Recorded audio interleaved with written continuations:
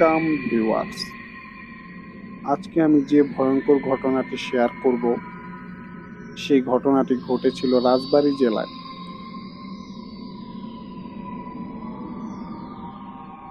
তো আপনারা হয়তো জেনে থাকবেন যে রাজবাড়ী জেলার মধ্যে অনেক ধরনের ভয়ঙ্কর ঘটনা পাওয়া যায়, বিভিন্ন প্ল্যাটফর্মে এটা শোনা যায়। তো আজকে আমিও ঠিক আপনাদের জন্য এরকম একটি রাজবাড়ী জেলারই ঘটনা নিয়ে আসলাম। তো আমি সরাসরি ঘটনায় চলে যাচ্ছি। তার আগে আরেকটা কথা বলতে চাই আপনাদের, যে আপনারা হয়তো জেনে থাকবেন যে বজ্রপাতে যারা মৃত্যু হয় ওই লাশগুলাতে নাকি বিভিন্ন জায়গায় ম্যাগনেট তৈরি হয়, যার কারণে ওই লাশগুলার মানে অনেক দাম। ওই লাশগুলা নাকি অনেক দামে বিক্রি করা যায়। এটা আমরা মানে অনেক আগে থেকে ছোটবেলা থেকেই শুনে আসতেছি, বাট আপনারা হয়তো অনেকে জেনে থাকবেন বিষয়টা। তো আজকে যে ঘটনাটি, এই ঘটনাটি কিন্তু এরকমই একটা বজ্রপাতে মৃত্যু হওয়া লাশ নিয়ে, একটা না দুইটা লাশ নিয়ে, মা আর মেয়ে। তো আমি সরাসরি ঘটনায় চলে যাচ্ছি, আপনারা শুনতে থাকুন। হয়তো পুরো ঘটনাটি শুনলে আপনি হয়তো বুঝতে পারবেন যে আসলে ঘটনাটা কতটুকু ইন্টারেস্টিং আর লোমহর্ষক। তো ঘটনাটি ঘটে রাজবাড়ী জেলার গোয়ালন্দ থানা অন্তপুর নামে একটা গ্রামে। তো ওই গ্রামের মধ্যে বর্ষার সময় বৃষ্টির ভিতরে মা আর মেয়ে বজ্রপাতে মারা যায়। তো রাজবাড়ী জেলার মধ্যে দুইজন লোক ছিল যারা এরকম অসৎ ব্যবসার সাথে জড়িত ছিল, যে বজ্রপাতে মৃত্যু হওয়া লাশ কেনা বেচা করত। তো অনেক জায়গা থেকে মানুষ আসে সেই বজ্রপাতে মৃত্যু হওয়া লাশ দেখার জন্য। আর ঘটনাটা কিন্তু 2001 সালের ঘটনা। তখন ঠিক সেই দুজনের কানেও যায় যারা এই অসৎ ব্যবসার সাথে জড়িত ছিল। তো তারাও সেই লাশটা দেখার জন্য যায়। তো সেইখানে গিয়ে তাদের মানে একজন পরিচিত লোকের সাথে দেখা হয়। যেমন হয়তো থাকে না যে আগে থেকে মুখ পরিচিত, এরকম একজন মানুষ, তার সাথে দেখা হয় এবং তাকে তারা ডেকে একটা পাশে নিয়ে তারপরে বলে যে এই দুইটা লাশ যদি চুরি করে বা কোনোভাবে যদি সে সেই লাশ কাটা ঘরের কাছে নিয়ে তাদেরকে দিতে পারে তাহলে তাকে 2 লক্ষ টাকা দিবে। তো সে টাকার লোভে রাজি হয়ে যায় যে হ্যাঁ, সে এই কাজটা করব। তো বলে যে ঠিক আছে, তাহলে আজকে রাত্রে কাজটা করো, আর আমরা সেই লাশ কাটা ঘরের ওইখানেই থাকবো। তুমি জাস্ট লাশ কাটা ঘরের ওইখানে দিয়া আইসা তারপরে তুমি চলে যাও। তারপরে ওইটাকে কিভাবে কি করতে হয় বা ওইখান থেকে কোথায় নিতে হইব, কি করতে হইব, সবকিছু আমাদের দায়িত্ব। তখন সেই লোকটা, সে তো আর এই কাজটা আসলে একা পারবে না। তখন তিনি তার আরেকটা বন্ধুকে বলে এবং তাকে বলে যে 2 লক্ষ টাকার কথা। তার বন্ধুটার নাম ছিল ওহাব। তখন তার বন্ধুও রাজি হয়, আর যেহেতু এত টাকা, এটা যে কেউ রাজি হওয়ার মতো কথা। তো তারপরে সেই লাশ দুইটাকে দাফন করা হয়। তখন রাতে তারা সেই দুইজন আসে লাশ চুরি করার জন্য। তখন সেই লাশটাকে তারা দুজনে উঠায়। আর আরেকটা বিষয় হচ্ছে যে তার যে বন্ধুটাকে বলে যে ওহাব, সে ছিল যে ঘোড়ার গাড়ি চালাইতো, এটা তার পেশা ছিল। তো সে তার ওই ঘোড়ার গাড়ি নিয়ে আসে এবং লাশ দুইটাকে চুরি করে সেই ঘোড়ার গাড়িতে উঠায়। তারপরে তারা সেই লাশ কাটা ঘরের দিকে রওনা হয়। কিন্তু তারা একটা কাজ করে যে আসলে মেইন রাস্তা দিয়ে না গিয়ে, দেখা গেছে ওইখানে অনেক মানুষ হয়তো দেখতে পারে বা তাদের কোনোভাবে সন্দেহ করতে পারে পরিচিত কেউ দেখলে যে এত রাতে তারা কোথায় যাচ্ছে। তো এই জন্য তারা সেই পদ্মা নদীর বেড়িবাঁধ আছে, সেই বেড়িবাঁধের রাস্তার উপর দিয়ে তারা যায়। তো তখন তারা এই লাশটাকে নিয়ে সেই রাত্রে যখন রওনা দেয়, একটা সময় তারা পৌঁছে যায় তারপরে সেই লাশটাকে লাশ কাটা ঘরে নামায় দেয়, দেখে যে ওইখানে দুইজন লোক সত্যি সত্যি আছে। তারাও লাশগুলা নামাইতে সাহায্য করে এবং তাদের দুইজনকে 2 লক্ষ টাকা দিয়ে দেয়। তো এবং তাদের আরো বলে যে এখন তো রাত হয়ে গেছে, অনেক রাত, তো টাকা পয়সার ব্যাপার, তো আপনাদের যাওয়ার দরকার নাই, আপনারা এখানে থাকেন। কিন্তু তাদের মধ্যে থেকে যে ওহাব, যেহেতু মানে ওই দুইজন লোকের সাথে ওহাব একেবারেই পরিচিত না, আর আরেকজন যিনি ছিলেন তার সাথে মানে কিছুটা পরিচিত, যার কারণে সে ওইখানে থেকে যায়। কিন্তু ওহাব তাদের সাথে থাকতে মানে রাজি হয় না, আসলে তাদেরকে বিশ্বাস হয় না।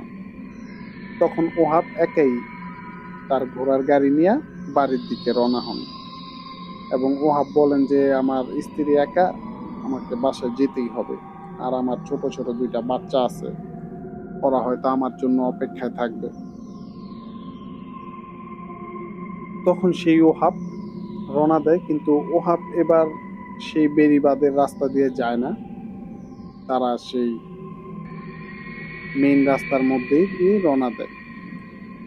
তো মেইন রাস্তা দিয়ে যখন তিনি রওনা দেয়, তিনি একাই ছিলেন, পুরা রাস্তা নীরব শুনশান, কোনো মানুষজন নাই, অন্ধকার আলো, অন্ধকার আলো, বিভিন্ন জায়গায় গাছ আছে, আবার কোথাও গাছ নেই, চাঁদের আলো স্পষ্ট দেখা যাচ্ছে।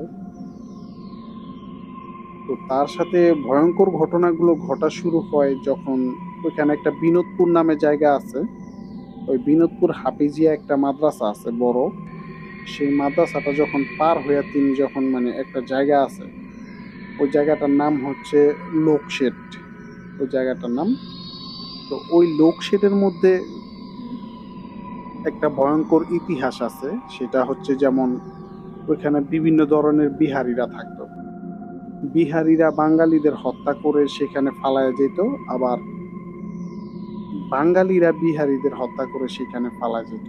তো ওইখানে একটা নির্মম ইতিহাস আছে, বা 71-এর যে যুদ্ধ হয় তখন অনেক মানুষকে সেখানে ক্রস ফায়ারে হত্যা করে সেখানে ফেলে রেখে যায়, যার কারণে ওই জায়গাটা মানে মূলত অনেক হন্টেড।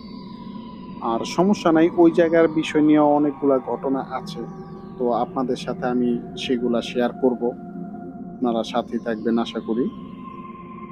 তো সেই রাস্তায় যখন তিনি যান,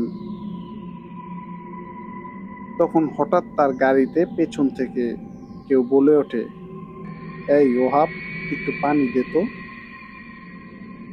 তো সেই ওহাব ভাবে যে হয়তো রাত, এত রাত তিনি জেগে আছেন, হয়তো তিনি ভুল শুনতেই পারেন। তো তিনি তার মতো করে গাড়ি চালাচ্ছিলেন। তো কিছুক্ষণ পরে আবারও সেই শব্দটা তিনি শুনতে পান, কিন্তু একটু কর্কশ ভাবে শুনতে পান দ্বিতীয়বার, যে এই ওহাব, তোকে না বললাম একটু পানি দে। তখন ওহাব মানে একটু চমকে ওঠে, তখন তিনি পেছনে তাকান যে আসলে শব্দটা কোত্থেকে আসতেছে তা দেখার জন্য। তো তিনি যখন পেছনে তাকান মানে তার সারা শরীর মানে গায়ের পশমগুলা কাঁটা দিয়া ওঠে। যদিও তিনি খুবই সাহসী ছিলেন, তারপরেও হঠাৎ এরকম দৃশ্য দেখলে হয়তো যে কেউ ভয় পেয়ে যাওয়ার মতোই। তিনি দেখতে পান যে যেই মা মেয়ের লাশ তিনি সেই লাশ কাটা ঘরে রেখে আসছেন, সেই মা মেয়ে তার গাড়িতে পেছনে বসা। তো এইটা দেখে তিনি আল্লাহ আকবার বলে ঘোড়ার পিঠে আরেকটা জোরে চাবুক মারেন। তো ঘোড়া ছুটতেছে, আর পেছন থেকে ওই মা আর মেয়ে তাদের বারবার বলে যাচ্ছে, কিরে, তোকে না পানি দিতে বললাম, তুই কি পানি দিবি নাকি তোকে খাবো, এরকম তাকে বিভিন্ন কথা বলতেছিল। কিন্তু ও আবার পেছন দিকে তাকায় না, সে তো ঘোড়ার পিঠে চাবুক মারতেছিলেন তাড়াতাড়ি পৌঁছানোর জন্য। তো ওই লোকশেডের যে রাস্তাটা ওইটা শেষ হওয়ার পরে সেখানে একটা 3 রাস্তার মোড় আছে, তিনি সেই জায়গাটায় আসেন, কিন্তু তার পেছনে সেই মা আর মেয়ে কিন্তু বসা। তো ওইখানে একটা বাজার আছে, তিনি সেই বাজারে মানে ওই মোড় থেকে একটু আগাইলেই বাজার, তিনি এক কাজ করেন, বুদ্ধি করে সেই বাজারের দিকে তার গাড়িটা নিয়ে যান। তো ওইখানে নেওয়ার উদ্দেশ্য হইতাছে যে ওইখানে কিছু বাড়িঘর আছে, কিছু মানুষজনের দেখা হয়তো তিনি পাইতে পারেন, জন্য তিনি সেই বাজারের দিকে গাড়িটা নিয়ে যান। তো তিনি সেই বাজারের মধ্যে যখন যান, তিনি পেছনে তাকায় দেখেন যে আসলে তার গাড়িতে কেউ নাই, গাড়িটা ফাঁকা। তো তিনি যখন বাজারের মাঝামাঝি আসেন, তখন দুইটা লোক তার গাড়িটা থামায়। ওই বাজার থেকে আরেকটু সামনে গেলে আরেকটা বাজার আছে, ছোট আরেকটা বাজার। তো সেই বাজারটা হচ্ছে যে ওরাকান্দা বাজার, ওই বাজারটার নাম। তো দুজন লোক তাকে জিজ্ঞেস করে যে ভাই, আমরা ওরাকান্দা বাজারে যাব, আমাদের ওইখানে নামাই দেন। তো তখন সেই ওহাব মনে মনে ভাবে যে আমার ভালোই হইল, যে দুজন লোক যদি আমার সাথে যায় তাহলে তার ভয়ের কোনো কারণ নেই। তো তাদেরকে বলেন যে হ্যাঁ অবশ্যই যাব, ওঠেন আপনারা।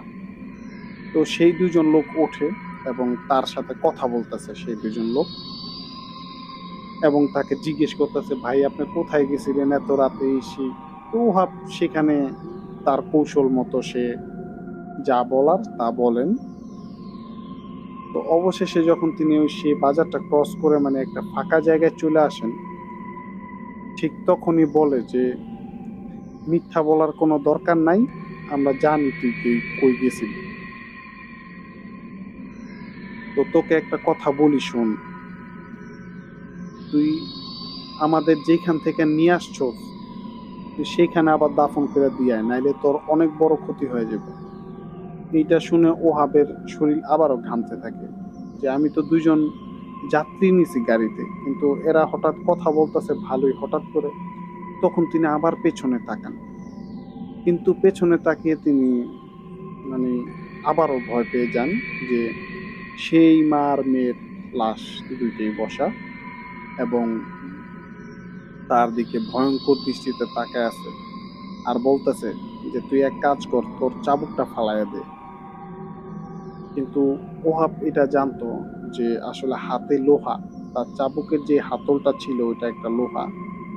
ওহাব জানতো যে এই চাবুকটা হাতে থাকাতে হয়তো ওরা তার কোনো ক্ষতি করতে পারতেছে না। তখন তিনি সেই চাবুকটা হাতে রেখেই দোয়া যা জানতেন সেগুলা পড়ার চেষ্টা করতেছিলেন। কিন্তু পেছন থেকে বারবার বলে যাচ্ছিল যে তোর অনেক বড় ক্ষতি হবে, তুই যদি তোর ভালো চাস তাহলে তুই আমাদের যেখান থেকে নিয়ে আসছস সেখানে দিয়ে আয়। তো ওহাব আর পেছনে তাকায় না। তো এমন সময় ওহাব হঠাৎ দেখে যে রাস্তার চারপাশে অনেকগুলা মানুষ লাঠি সোঁটা নিয়ে তার দিকে আগায় আসতেছে, প্রত্যেকটা মানুষ সাদা কাপড় পরা। তো ওহাব ওইদিকে মন দেয় না, সে গাড়ির ঘোড়ার পিঠে বারবার চাবুক মারতে থাকে, আর ঘোড়াও ছুটতেছে অনেক জোরে। পরবর্তীতে তিনি অবশেষে দেখেন যে একটা অপর পাশ থেকে আরেকটা ঘোড়ার গাড়ি আসতেছে। তো তখন তিনি একটু স্বস্তির নিঃশ্বাস ফেলেন, যে তিনি হয়তো সেই ঘোড়ার গাড়ির চালককে ডাক দিবেন বা তাকে বলবেন যে তাকে একটু আগায় দেওয়ার জন্য। কিন্তু তিনি বুঝতে পারেন না যে তার সাথে পরবর্তীতে কি ঘটতে যেতেছে। তিনি যখন সেই ঘোড়ার গাড়িটার কাছে যান, দেখেন যে আসলে ঘোড়ার গাড়িতে দুইটা ঘোড়া দৌড়ায় যেতেছে, কিন্তু কোনো চালক সেখানে নাই। তো অবশেষে দেখেন যে সেই ঘোড়ার গাড়িতে দুইটা লাশ রাখা, সেই লাশ দুইটা উঠা বসা পড়ে। কিন্তু ঘোড়াটা এর মধ্যেই তাকে ক্রস করে পিছনে চলে যায়। এটা দেখে সে আরো ভয় পেয়ে যায় এবং সে ভাবতে থাকে যে আজকে আমার সাথে কি ঘটতেছে, আমি যদি না আসতাম এটাই ভালো ছিল। তো অবশেষে তিনি সেই অন্তপুরা যে তার এলাকা ছিল সেখানে চলে আসেন এবং তার বাড়িতে প্রবেশ করেন। তো বাড়িতে প্রবেশ করে ঘোড়া থেকে নেমেই এক দৌড়ে তিনি দরজার মধ্যে কয়েকটা বাড়ি দেন, তারপর তিনি পড়ে যান। তখন তার স্ত্রী উঠে তাকে দেখে যে তিনি এরকম অবস্থায়।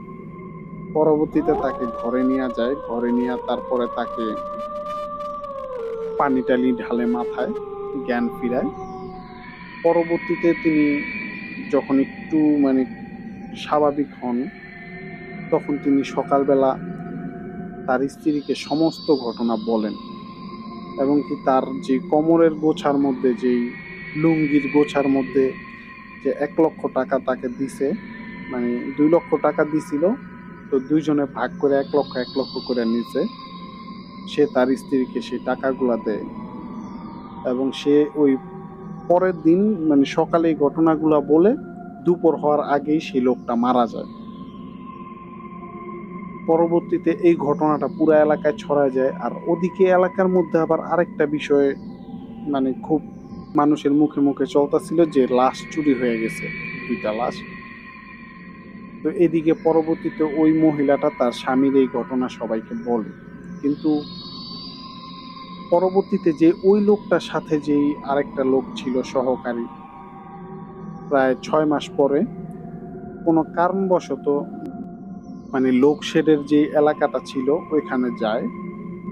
তো সেইখানে একটা মানে রেল লাইন ছিল, সেইখানে তার মৃতদেহ পাওয়া যায়, কিন্তু তিনি ট্রেনে কাটা পড়ছিলেন। তারপরে আর কোনো ঘটনা সেখানে ঘটে নাই। তো ভিউয়ার্স, এই ছিল ঘটনা। তো ঘটনাটা যদি আপনাদের ভালো লেগে থাকে তাহলে লাইক, কমেন্ট ও শেয়ার করুন, এবং আমাদের কালো আত্মা ইউটিউব চ্যানেলটি সাবস্ক্রাইব করতে ভুলবেন না। পাশাপাশি আপনি যদি ফেসবুক থেকে দেখে থাকেন তাহলে অবশ্যই আমাদের পেজটি একটা ফলো করবেন। ভিডিওটি শেষ পর্যন্ত দেখার জন্য আপনাকে অনেক অনেক ধন্যবাদ। তো ভালো থাকবেন।